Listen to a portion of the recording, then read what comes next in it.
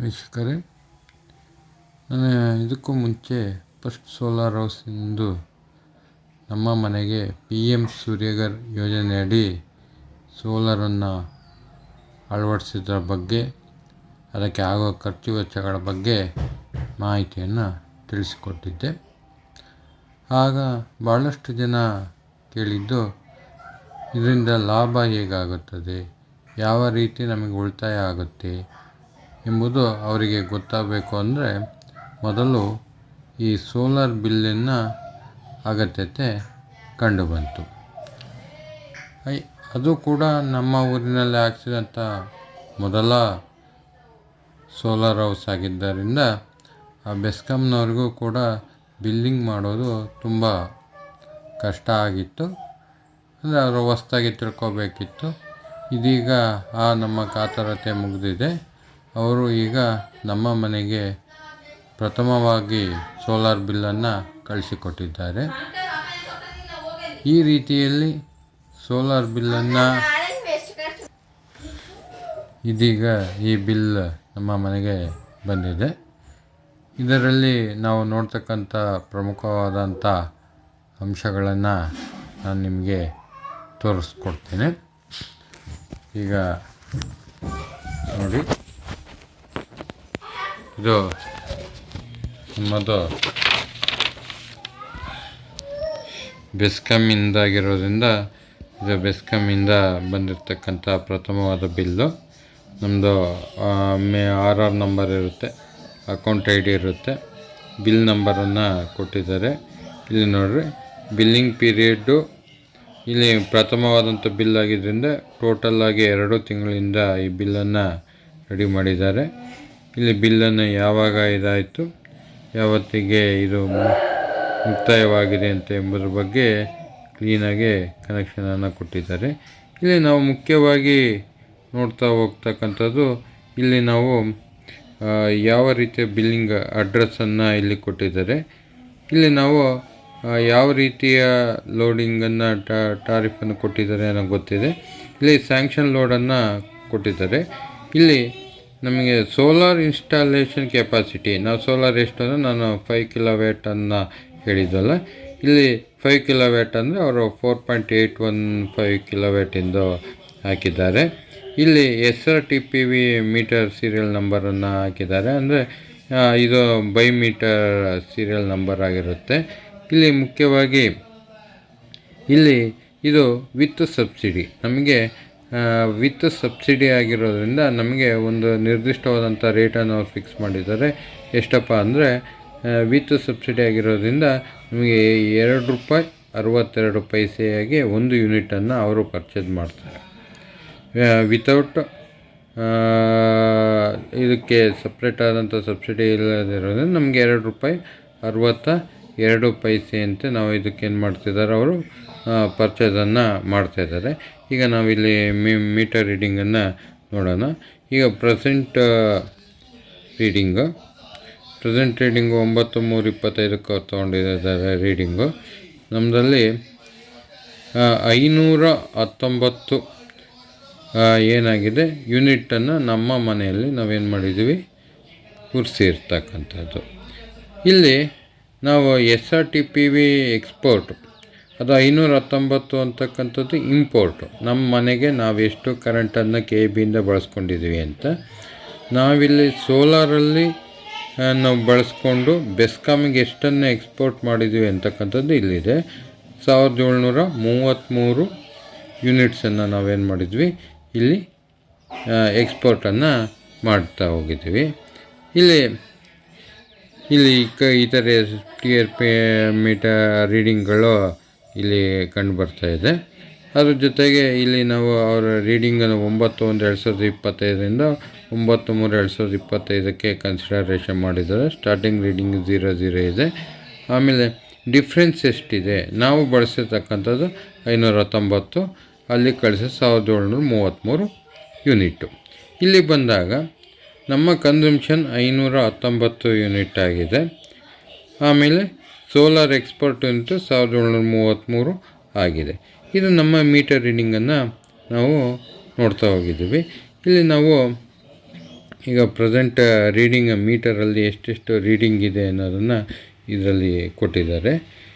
ಹಾಗಾಗಿ ಇದನ್ನು ನೋಡ್ಕೊತ ಹೋದಾಗ ನಮಗೆ ಆಮೇಲೆ ಫಿಕ್ಸ್ಡ್ ಚಾರ್ಜಸ್ ಮೀಟರಲ್ಲಿ ಬರುತ್ತಲ್ವ, ಆ ಫಿಕ್ಸ್ಡ್ ಚಾರ್ಜಸ್ ನಮ್ಮದು 2 ತಿಂಗಳಿಗಾಗಿರೋದ್ರಿಂದ 10 ಕಿಲೋವ್ಯಾಟಿಂದ ಫಿಕ್ಸ್ಡ್ ಚಾರ್ಜಸ್ ಹಾಕಿದ್ದಾರೆ. ನಮಗೆ ಗೊತ್ತಿದೆ 1 ಕಿಲೋವ್ಯಾಟನ್ನು ಹಾಕ್ಸಿದ್ರೆ 120 ರೂಪಾಯಿ ಅಂತೆ. 10 ಕಿಲೋವ್ಯಾಟ್ಗೆ 1200 ಯೂನಿಟನ್ನು 200 ರೂಪಾಯಿಯನ್ನು ಅವ್ರು ಏನು ಮಾಡ್ಕೊಂಡಿದ್ದಾರೆ, ಅವರ ಮೀಟರ್ ಬಾಡಿಗೆಯಾಗಿ ತೆಗೆದುಕೊಂಡಿದ್ದಾರೆ. ಈಗ ನಮ್ಮಲ್ಲಿ ಎಷ್ಟು ಡಿಫ್ರೆನ್ಸ್ ಆಯಿತು ಅಂದರೆ 1733 ಯೂನಿಟನ್ನು ನಾವೇನು ಮಾಡಿದ್ವಿ, ಎಕ್ಸ್ಪೋರ್ಟ್ ಮಾಡಿದ್ವಿ. ಆದರೆ ನಾವು 519 ಯೂನಿಟನ್ನು ಬಳಸಿದ್ದೀವಿ. ಹಾಗಾಗಿ ಎಷ್ಟು ಎಕ್ಸ್ಟ್ರಾ ನಾವು ಅವ್ರಿಗೆ ಕಳಿಸಿದ್ದೀವಪ್ಪ ಅಂದರೆ 1214 ಯೂನಿಟ್ ಅಷ್ಟು ಕರೆಂಟನ್ನು ಏನು ಮಾಡಿದ್ವಿ, ನಾವು ಎಕ್ಸ್ಪೋರ್ಟ್ ಮಾಡಿದ್ವಿ ಬೆಸ್ಕಾಮಿಗೆ. ಅವರು 2 ರೂಪಾಯಿ 62 ಪೈಸೆಯಂತೆ ಅದಕ್ಕೆ ಚಾರ್ಜಸನ್ನು ಮಾಡಿದ್ದಾರೆ. ಇದರಿಂದ ಅವರು ನೋಡಿಕೊಂಡಾಗ ಅದರಲ್ಲಿ ಟೋಟಲಾಗಿ ಯೂನಿಟನ್ನು ನಾವು ಲೆಕ್ಕ ಹಾಕಿದಾಗ ಅದಕ್ಕೆ 3181 ರೂಪಾಯಿಯನ್ನು ಅವ್ರು ನಮಗೆ ಕೊಡಬೇಕಾಗುತ್ತೆ. 3181 ರೂಪಾಯಿ. ಅದರಲ್ಲಿ ಅವರು ಮೀಟರ್ ಬಾಡಿಗೆಯನ್ನು ಕಳೆದು ನಮ್ಮ ಅಕೌಂಟಿಗೆ ಎಷ್ಟು ಅಮೌಂಟನ್ನು ಹಾಕಬೇಕಪ್ಪ ಅಂದರೆ 1981 ರೂಪಾಯಿಯನ್ನು ನಮಗೆ ಬೆಸ್ಕಾಮ್ನವರು ಕೊಡಬೇಕಾಗುತ್ತೆ. ಈ ರೀತಿಯಲ್ಲಿ ನಾವು ಹಾಕ್ಸಿರೋದ್ರಿಂದ ನಾವು ಯಾವುದೇ ಅಮೌಂಟನ್ನು ನಾವು ಬೆಸ್ಕಾಮಿಗೆ ಕಟ್ಟುವ ಅವಶ್ಯಕತೆ ಇರೋದಿಲ್ಲ. ನಾವು ಏನು ಎಕ್ಸ್ಪೋರ್ಟನ್ನು ಮಾಡಿರ್ತೀವಿ ಆ ಅಮೌಂಟಿಗೆ ಅವರೇ ಬೆಸ್ಕಾಮ್ನವರೇ ನಮ್ಮ ಅಕೌಂಟಿಗೆ, ನಮ್ಮ ಹತ್ರ ನಾವು ಸೋಲಾರನ್ನು ಹಾಕಿಸ್ಕೊಂಡಾಗ ನಮ್ಮ ಅಕೌಂಟನ್ನು ಇಸ್ಕೊಂಡಿರ್ತಾರೆ, ಪಾಸ್ಬುಕ್ಕಲ್ಲಿ ಇರುತ್ತೆ ಅವ್ರ ಹತ್ರ. ಅದು ಆ ಅಕೌಂಟ್ ನಂಬರಿಗೆ ಈ ಅಮೌಂಟನ್ನು ಅವರು ಜಮಾ ಮಾಡುತ್ತಾರೆ. ಈ ರೀತಿಯಲ್ಲಿ ನಮಗೆ ಈ PM ಸೂರ್ಯಘರ್ ಯೋಜನೆಯಲ್ಲಿ ಹಾಕಿಸ್ಕೊಂಡಾಗ ಆಗ್ತಕ್ಕಂಥ ಲಾಭ ಇದು. ಈಗ ಅನೇಕ ಜನರಿಗೆ ಅನಿಸ್ಬೋದು, ಈಗ ನಮಗೆ ಎಲ್ಲ ಇದು ಗೃಹಜ್ಯೋತಿ ಇದೆ, ಹೆಚ್ಚಿನದಾಗಿ ಫ್ರೀ ಬರ್ತಾ ಇದೆ, ನಮಗೇನು ಅಷ್ಟು ಯೂಸ್ ಆಗೋದಿಲ್ಲ ಅಂತ ಅನಿಸ್ಬೋದು. ಈಗ ತಾತ್ಕಾಲಿಕವಾಗಿ ಗೃಹಜ್ಯೋತಿನಲ್ಲಿ ಅದರಲ್ಲಿ ಲಾಭ ಇದೆ, ಇಲ್ಲ ಅಂತ ಹೇಳೋದಿಲ್ಲ. ಆದರೆ ಈಗ ಗೃಹಜ್ಯೋತಿ ಯೋಜನೆ ಏನಿದೆ ಅದನ್ನು ಅವರು ನಿಲ್ಲಿಸಿದ್ರು ಅಂದಾಗ ನಮಗೆ ಹೆಚ್ಚಿನದಾಗಿ ಕರೆಂಟಿನ ಹೊರೆ ಬೀಳ್ತಾ ಹೋಗುತ್ತೆ. ಅದು ಯಾವ ರೀತಿಯಲ್ಲಿ ಬೀಳ್ತಾ ಹೋಗುತ್ತೆ, ನಾವು ಇದನ್ನು ಹಾಕ್ಸೋದ್ರಿಂದ ನಮಗೆ ಕಾಸ್ಟ್ ಯಾವ ರೀತಿ ಅನುಕೂಲ ಆಗುತ್ತೆ ಅಂತ ನಾನು ಒಂದೊಂದಾಗಿ ನಿಮಗೆ ಹೇಳ್ತಾ ಹೋಗ್ತೇನೆ, ಗಮನಿಸಿ. ಇಲ್ಲಿ ನೋಡಿ, ನಾವು ಮನೆಗೆ ಕೇವಲ 50 ಯೂನಿಟನ್ನು ಮಾತ್ರ ಬಳಸ್ತಾ ಇದ್ದೀವಿ ಅಂದರು. ನಾನು ಕೇವಲ 6 ರೂಪಾಯಿ ಹಾಕಿದ್ದೀನಿ. ಈಗ ಜಾಸ್ತಿ ಆಗುತ್ತೆ. 1 ಯೂನಿಟಿಗೆ ಸರ್ಕಾರ ಹಾಕುವ ಚಾರ್ಜಸ್ಸು 50 × 6 300 ರೂಪಾಯಿಯನ್ನು ನಾವು ಕರೆಂಟ್ ಬಿಲ್ ಬರುತ್ತೆ. 300 ರೂಪಾಯಿ ನಾವು ಯೂಸೇಜ್ ಮಾಡಿದ್ದಕ್ಕೆ. 2 ಕಿಲೋವ್ಯಾಟ್ ಅಂದರೂ ಫಿಕ್ಸ್ಡ್ ಚಾರ್ಜಸ್ 240. ಟೋಟಲ್ ನಾವು ಎಷ್ಟು ಕಟ್ತೀವಿ ಪ್ರತಿ ಮಂತು ಅಂದರೆ 540 ರೂಪಾಯಿಯನ್ನು ನಾವು ಕರೆಂಟ್ ಬಿಲ್ಲನ್ನು ಕಟ್ಟಬೇಕಾಗುತ್ತೆ ಗೃಹಜ್ಯೋತಿ ಹೋಯಿತು ಅಂದರೆ. ಈಗ ಉದಾಹರಣೆಗೆ ನಾನು ನಿಮಗೆ ಸೋಲಾರಿನ ಹಾಕ್ಸೋದ್ರಿಂದ ಏನು ಉಪಯೋಗ ಅಂತ ನಾನು ಹೇಳ್ತಾ ಹೋಗ್ತೀನಿ. ಈಗ ನೋಡ್ರಿ, ನಾವು ಸೋಲಾರನ್ನು ನಾನು ಕೇವಲ 5 ಕಿಲೋವ್ಯಾಟಿಗೆ ಹೇಳೋದಿಲ್ಲ, ನಿಮಗೆ ಕಡಿಮೆಗೆ ಹಾಕಿಸ್ಬೋದು ಅನ್ನೋ ದೃಷ್ಟಿಯಿಂದ 3 ಕಿಲೋವ್ಯಾಟನ್ಗೆ ಹೇಳ್ತಾ ಇದ್ದೀನಿ. 3 ಕಿಲೋವ್ಯಾಟಿಗೆ ಅವರು ಎಷ್ಟು ನಮಗೆ ಚಾರ್ಜಸ್ ಮಾಡ್ತಾರಪ್ಪ ಅಂದರೆ 2,20,000 ರೂಪಾಯಿಯನ್ನು ಚಾರ್ಜಸ್ ಮಾಡ್ತಾರೆ. ಅದರಲ್ಲಿ ನಮಗೆ 78,000 ರೂಪಾಯಿ ಸಬ್ಸಿಡಿ ಬರುತ್ತದೆ. ಅಂದರೆ ನಾವು ಅಚ್ಚೆಲ್ಲ ಖರ್ಚು ಮಾಡ್ತಕ್ಕಂಥದ್ದು 1,42,000 ರೂಪಾಯಿಯನ್ನು ಖರ್ಚು ಮಾಡ್ದಂಗೆ ಆಗುತ್ತೆ. ಈಗ 1 ಕಿಲೋವ್ಯಾಟ್ ಅಂದರೆ 4 ಯೂನಿಟ್ ಡೈಲಿ ಉತ್ಪಾದನೆ ಆಗುತ್ತೆ. ಇಲ್ಲಿ ನಾವು 3 ಕಿಲೋವ್ಯಾಟ್ ಹಾಕ್ಸಿರೋದ್ರಿಂದ ಡೈಲಿ ನಮ್ಮಲ್ಲಿ ಕರೆಂಟ್ ಎಷ್ಟು ಉತ್ಪತ್ತಿ ಆಗುತ್ತಪ್ಪ ಅಂದರೆ 12 ಯೂನಿಟ್ ಅಷ್ಟು ಉತ್ಪತ್ತಿ ಆಗುತ್ತೆ. ನಾನು ಸಾಮಾನ್ಯ ದಿನಗಳಲ್ಲಿ ಹೇಳ್ತಾ ಇರೋದು, ಬೇಸಿಗೆನಲ್ಲಿ ಇನ್ನೂ ಜಾಸ್ತಿ ಆಗುತ್ತೆ.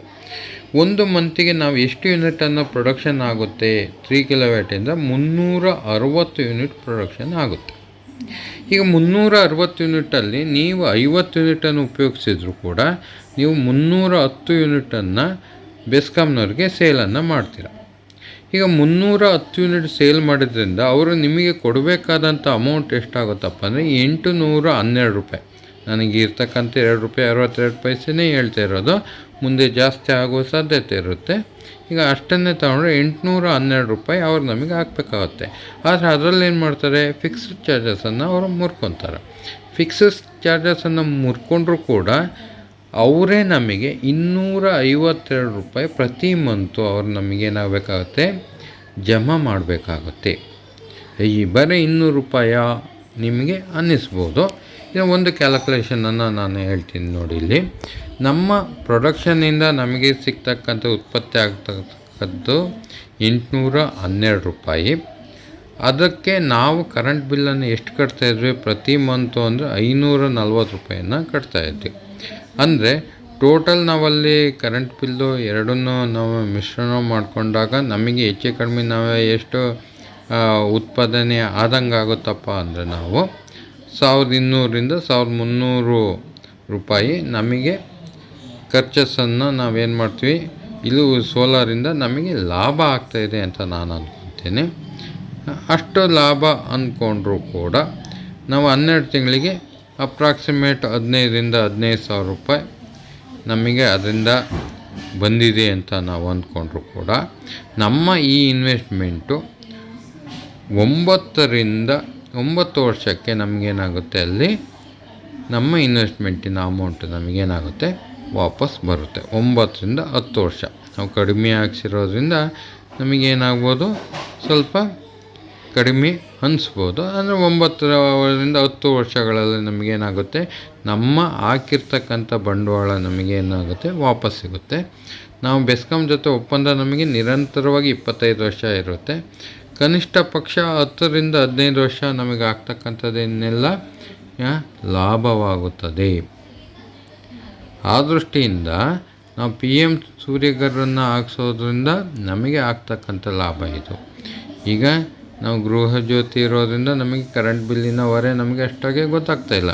ಈಗ ನೀವು ಗಮನಿಸಿರ್ಬೋದು, ಮೊನ್ನೆ ಕೂಡ ನಾವು 36 ಪೈಸೆಯನ್ನು ಕರೆಂಟ್ ಬಿಲ್ಲನ್ನು ಹೆಚ್ಚಿಗೆ ಮಾಡಿದ್ದಾರೆ.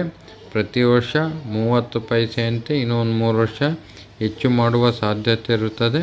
ಅಲ್ಲಿಗೆ ನಮಗೆ ನಾವು ಕಟ್ಟುವ ಕರೆಂಟ್ ಬಿಲ್ಲು 1 ಯೂನಿಟ್ಟಿಗೆ 7 ರೂಪಾಯಿಯನ್ನು ರೀಚ್ ಆಗುವ ಸಾಧ್ಯತೆ ಇರುತ್ತೆ.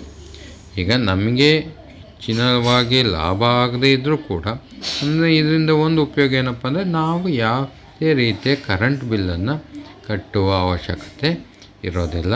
ನಾವು ಮನೆಗೆ ಬಳಸ್ತಕ್ಕಂಥ ಕರೆಂಟ್ ಬಿಲ್ ಸಂಪೂರ್ಣವಾಗಿ ಉಚಿತ ಇರುತ್ತೆ. ನಿಮಗೆ ಇನ್ನೊಂದಿಷ್ಟು ಹೆಚ್ಚಿನ ಲಾಭವು ಇದರಲ್ಲೂ ನಿಮ್ಗೆ ಬೇಕು ಅಂದರೆ ನಮ್ಮ 3 ಕಿಲೋವ್ಯಾಟ್ಗಿಂತ ಹೆಚ್ಚಿನದಾಗಿ ಹಾಕಿಸಿದಾಗ 5 ಕಿಲೋವ್ಯಾಟು ಹಾಕಿಸಿದಾಗ ನಿಮಗೆ ಹೆಚ್ಚಿನ ಲಾಭ ಬರುತ್ತೆ. ಅಂದರೆ ನಾವು 5 ಕಿಲೋವ್ಯಾಟ್ ಹಾಕ್ಸಿರೋದು ನಮ್ಮ ಮನೆಯಲ್ಲಿ ಸರಿಸುಮಾರು 600 ಯೂನಿಟ್ ಪ್ರತಿ ಮಂತು ಉತ್ಪಾದನೆ ಆಗುತ್ತೆ. ನಾವು ಏನೂ ಇಲ್ಲ ಅಂದರೂ ಕೂಡ ನಾವು 200 ಯೂನಿಟ್ ಹೆಚ್ಚು ನಮ್ಮ ಮನೇಲಿ ಬಳಸ್ತೀವಿ ಅಂದರೂ ಕೂಡ 150-100ರಿಂದ 100 ಯೂನಿಟ್ ಬಳಸ್ಬೋದು. ಬಳಸಿದ್ರು ಕೂಡ 500 ಯೂನಿಟನ್ನು ನಾವೇನು ಮಾಡ್ತೀವಿ ಪ್ರತಿ ಮಂತ್ ಸೇಲನ್ನು ಮಾಡ್ತೀವಿ. ಇದರಿಂದ ನಮಗೆ ಬರ್ತಕ್ಕಂಥ ಆದಾಯ ಏನಾಗುತ್ತೆ, ಜಾಸ್ತಿ ಆಗ್ತಾ ಹೋಗುತ್ತೆ. ಆಗ ನಾವು ಇನ್ವೆಸ್ಟ್ಮೆಂಟ್ ಮಾಡಿದ್ದು ನಮಗೆ ಎಷ್ಟು ಸಬ್ಸಿಡಿಯನ್ನು ಹೋಗಿ ನಮಗೆ ಬಂದಂಥ ಅಮೌಂಟು ನಂದು ಟೋಟಲ್ 2,22,000 ರೂಪಾಯಿ ನನಗೆ ಖರ್ಚಾಗಿರ್ತಕ್ಕಂಥದ್ದು. ಅದು ನನಗೆ 10 ವರ್ಷಗಳಿಗಿಂತ ಮುಂಚಿತವಾಗಿ ನನಗೆ ಹಾಕಿರ್ತಕ್ಕಂಥ ಬಂಡವಾಳ ವಾಪಸ್ ಬರುತ್ತೆ. ಮತ್ತಲ್ಲದೆ ಮುಂದಿನ 15-20 ವರ್ಷಗಳ ಕಾಲ ಕರೆಂಟ್ ಬಿಲ್ ನನಗೆ ಫ್ರೀಯಾಗಿರುತ್ತದೆ. ಮತ್ತು ಅದು ಸೋಲಾರ್ನ 25 ವರ್ಷ ಆದಮೇಲೆ ಸೋಲಾರ್ನ ಕೆಪಾಸಿಟಿ ಕಡಿಮೆ ಆಗ್ಬೋದೇ ಹೊರತು ಉತ್ಪಾದನೆ ನಿಲ್ಲಿಸೋದಿಲ್ಲ. ಅದು ಇನ್ನೂ 5 ವರ್ಷಗಳ ಕಾಲ ಮುಂದುವರಿಯಬಹುದು. ಆದ್ದರಿಂದ ಈ PM ಸೂರ್ಯಘರ್ ಹಾಕ್ಸೋದ್ರಿಂದ ನಮಗೆ ಒಂದಿಷ್ಟು ಲಾಭವಿದೆ. ಯಾಕೆ ಈ ಟೈಮಲ್ಲೇ ಹಾಕಿಸ್ಬೇಕು ಅಂದರೆ ಈ ಟೈಮಲ್ಲಿ ಸರ್ಕಾರದಿಂದ ಸಬ್ಸಿಡಿ ಸಿಗ್ತಾಯಿದೆ. ನಮಗೆ ಹಾಕ್ಸ್ತಕ್ಕಂಥ ಅಮೌಂಟಲ್ಲೇ 78,000 ರೂಪಾಯಿಗಳು ನಮಗೆ ಖರ್ಚು ಉಳಿತಾ ಇದೆ. ಅದರಿಂದ ನಮಗೆ ಒಂದಿಷ್ಟು ಲಾಭವಿದೆ. ಇದನ್ನು ಈಗ ಬೇಕಾದರೂ ನೀವು ಹಾಕಿಸ್ಕೊಂಡ್ರೂ ನಿಮಗೆ ನಷ್ಟವಿಲ್ಲ. ಅಂದರೆ ಮುಂದಿನ ದಿನಗಳಲ್ಲಾದರೂ ಹಾಕಿಸ್ಕೊಂಡ್ರೆ ನಿಮ್ಮ ಮನೆಯ ಖರ್ಚು ವೆಚ್ಚ ನಿಮಗೆ ಉಳಿತಾಯ ಆಗುತ್ತೆ.